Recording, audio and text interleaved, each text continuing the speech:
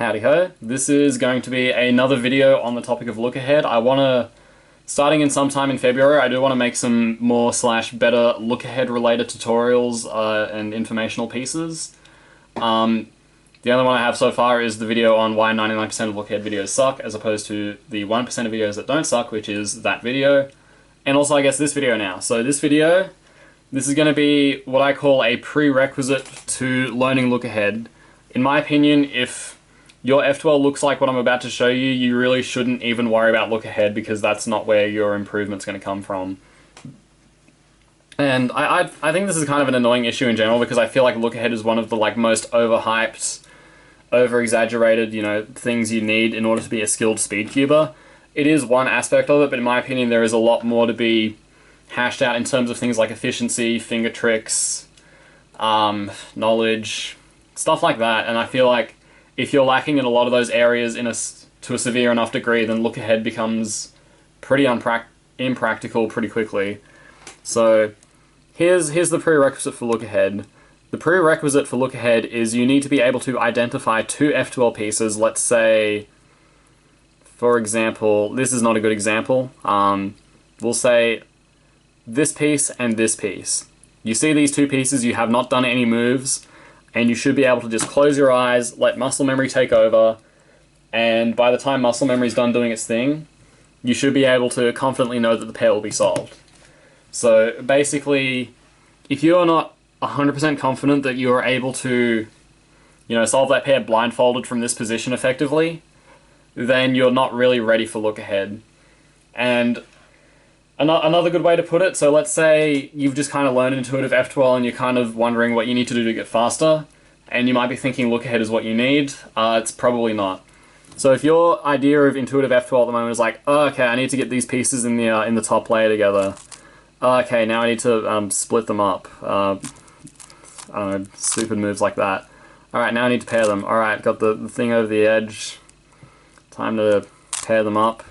Where do they go again? I'm lost. Oh, okay, there they are. And then maybe by this point, maybe a little bit earlier, but most likely maybe it's like, this is the only point where you have a decent level of muscle memory, decent enough level where you can, from this point you could probably do the pair blindfolded. And this is the only point in the pair solution where you can really look ahead, is basically the point. You can't look ahead before all those moves I had to do in order to pair up the pair, because your F12 pairing abilities just aren't that great yet, unfortunately. So you're like, oh, okay, I could look ahead here. Oh, I see these two pieces. I need to put them in the top layer, and I don't know what I'm doing. Okay, I'll do that. But where's the pair again? I don't know. I'm new. Oh, it's here. And then maybe at this point you could look ahead and be like, oh, I see this corner and maybe this edge. And then, you keep going. And then you've lost pieces because blind spots. And then here, I mean, you don't need to look ahead for this kind of pair, but then you're just kind of winging it. You split them up. Oh, now I have this case. Oh, now I have this case. Basically, if your mindset during F12 is like you're just doing moves and it's like, okay, now I have this case, and you don't really have a high level of confidence, then you're probably not ready for look ahead.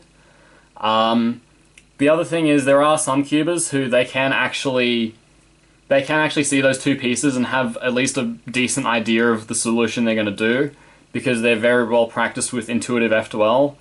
I still wouldn't recommend learning look ahead, because the thing is your style of solving F12 is just so flawed and inefficient that your time would be better spent learning how to do pairs efficiently. And I think JPerm, he has a very good video he uploaded quite recently on, I think it was like advanced F12 tutorial. I think a big premise of the video was just, instead of thinking in terms of like put pieces in top layer and then pair them up after that, it's kind of like trying to do more things at once. Like you really only want to do, for like advanced F12, all advanced F12 really is for the most part is you see two pieces, and for the cases that are worthwhile, you should just know what moves you need to do to get it to a free pair. And some cases you can't really do that. So like, we'll just do another scramble to illustrate. And if you're a lower level cuber and you've just learned intuitive F12, then you're not really going to understand this, at least not until I explain it, hopefully. Let's take, this is a great example. We've got an edge here and we've got a corner here. Yay, we identified a pair. This is not, in my opinion, a viable pair. If this is the first thing you see, high-level solvers would be like, that's just not even worth thinking about, I'm just going to find another pair, and then they would see this. And if you're good enough at F12, you'd be like, okay, I see this, I know exactly what I need to do. And then you'd see, this and this, you know what to do there. You see this and this, you can blindfold yourself, just do it, and then finish like that.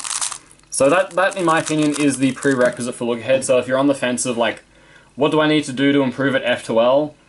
Unless you're like very, very practiced with efficient F2L solutions, and if you want to find out how efficient your F2L solutions are, compare your F2L solutions to reconstructions of people like Max Park, Felix Zemdegs, Bill Wang, myself, anyone who's got like a sub 8 official average.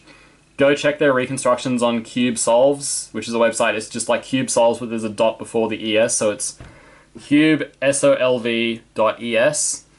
Compare your F2L solutions to theirs, and if you're like mind blown by like looking at their F2L solutions, then chances are that's kind of what you need to work on in order to really get to the next level. And trying to do things like metronome practice or getting into that look ahead mindset, even, you know, the proper way, is just kind of, in my opinion, just wasted efforts. So hopefully this helps you get on the right track. Thanks for watching.